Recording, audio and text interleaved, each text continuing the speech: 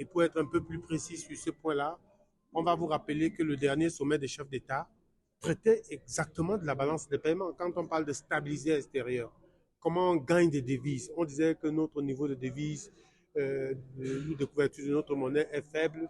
On gagne des devises soit en recevant l'argent de l'extérieur au titre d'une transaction financière, peut-être un endettement, soit alors en le gagnant au titre des exportations que nous pouvons faire.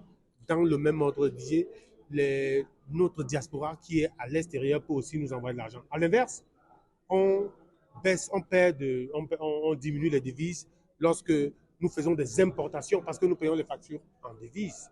Et lorsque, par exemple, nous remboursons le service de la dette.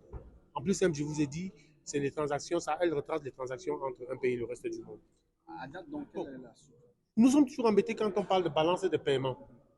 La balance, par définition, est équilibrée. Elle est pratiquement équilibrée. Mais le vrai problème, ce sont les composantes de la balance de paiement qui nous préoccupent. La composante économique, commerciale, qui est le compte courant, dit si vous dépendez en termes de biens et services de l'étranger. Et là, nous savons que nous dépendons fondamentalement de l'étranger. Qu'il s'agisse des importations de biens, on a rappelé que la balance commerciale est structurellement déficitaire, ou de services, parce que ces biens que nous importons, ils leur sont accolés d'autres services, à l'instar par exemple du fret. Les bateaux qui transportent ces biens-là sont des bateaux aussi qui sont à l'étranger et dont nous payons pour ces factures-là, à l'instar aussi des assurances qui viennent avec ces biens, à l'instar d'autres biens qui peuvent accompagner l'importation que nous faisons. Donc notre balance en biens et en services est structurellement déficitaire. Vous pouvez prendre les transports, vous pouvez prendre le tourisme. C'est un peu ce que retrace la balance des biens. La balance de capital, c'est plus des transactions financières. Non, nous avons dit, nous sommes en 2024, 2024 n'est pas fini. On a présenté la balance du premier trimestre, on a présenté la balance du deuxième trimestre et on a une tendance pour la fin d'année. On dit en termes de tendance, nous allons sortir avec une balance, un compte courant qui encore est déficitaire. On a rappelé qu'en 2022, nous avions 3,5% de PIB de déficit.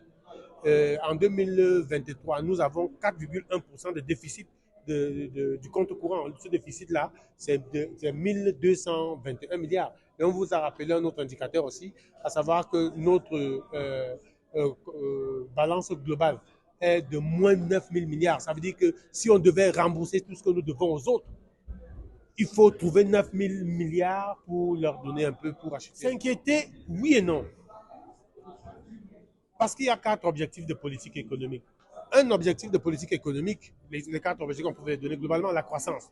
Nous avons la croissance. L'emploi, nous avons des problèmes d'emploi. Ça, c'est déjà 2 objectifs.